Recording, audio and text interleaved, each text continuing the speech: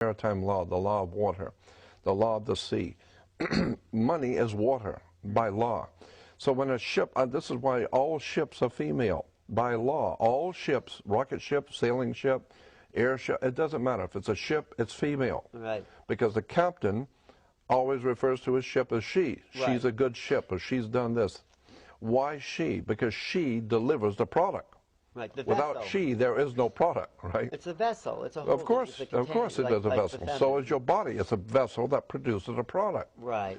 So when the ship pulls into harbor, it stops, and where it parks is called its berth. It's berthing a ship, or she sits in her berth. And every item on that ship, coming out that ship, is money. It's money changing hands. Right. And it came in on water.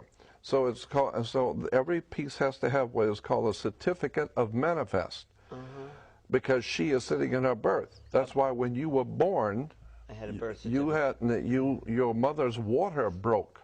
You were inside a container of water. Her water broke, and you came out, and therefore you have to have a birth certificate. Wow. There, and it's got to be signed by the dock, because that's where the ship is sitting. The dock is where the ship sits. It's funny. So once you begin to see how the words and terms are all based on maritime admiralty, the law of water, the cash flow, the liquid asset. But is that just in English, the dock, the water? Yeah, of course. But of course, it goes all the way back to the English or British domination of the seas. Oh. And so when the British began to dominate the seas, the Knights Templar Masonic Order of the Knights Templars, who have been in the middle of Asia, came back into Western Eastern Europe, brought all of these concepts, and it was developed into a commercial system of words and terms and symbols which are used in courts and government and corporations. You know, your body is a corporation. No, that's a whole story. We could talk for hours on this, but your body is a corporation. Of cells, you mean? No. It's called, and by law, your body, your physical body is a corporation. And so when you die, you're a corpse. Because when you're living, you're a corporation. You are a business. And hanging out with that person is bad business. Right. Or who I hang out with is none of your business. Right. Because your body is a business. Wow. And so you say, well, you know, what you're doing with her or him is bad business. Right. But, of course, if you get married and she's very wealthy, you say she's of good stock, right? Words and terms are based on maritime admiralty, the law of water. And so that's why when you go into a court, you have a fence and a gate. The people sit out here, and the judge sits inside. The gate is called a floodgate. When you go through the canal, you have a floodgate. Right. So when you're sitting out here, you're in the law of the land. The judge has no control or no jurisdiction over the people sitting out here. No jurisdiction whatsoever. Right, because they're outside the gate. That's outside the gate. Right. That's on land. Right. But when you walk past that gate, now you're in hot water.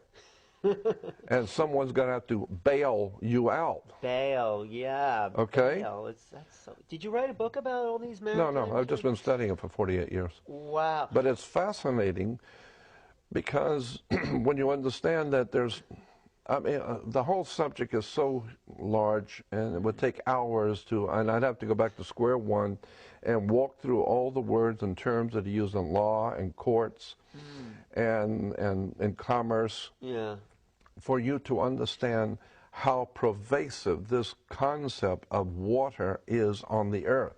Wow. The law of water, maritime admiralty, it's an extraordinary story about how governments rule the world. And unless you understand this, you're never going to figure out what's going on. Look at it. When you walk into a courtroom and they call your name, you get up and you put your hand on the gate and you open the gate. The moment you put your hand on the gate, by international law, you of your own volition have opened yourself up to maritime admiralty law, because you were on the law of the land. As long as you don't touch that gate and go through it, you haven't opened the floodgate. Now, once you open the floodgate, there's a piece of wood on top of that gate, and it's called the bar, and you're not licensed to pass the bar.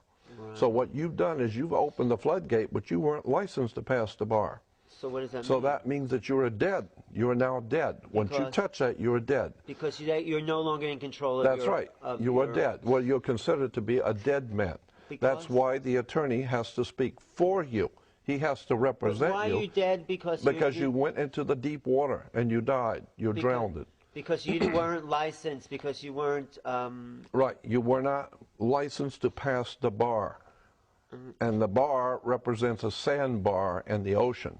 But the bar is what the attorneys are licensed to pass, but you're not.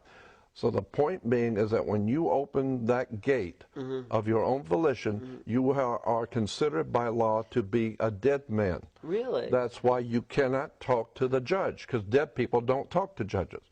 So you will need an attorney who is your mouthpiece. He speaks for you because you're dead. Well, should we do away with courts so people can get their lives back? I would think that what you want to do is understand how the system works. Oh, and avoid it. Really. Well, and avoid it if you can.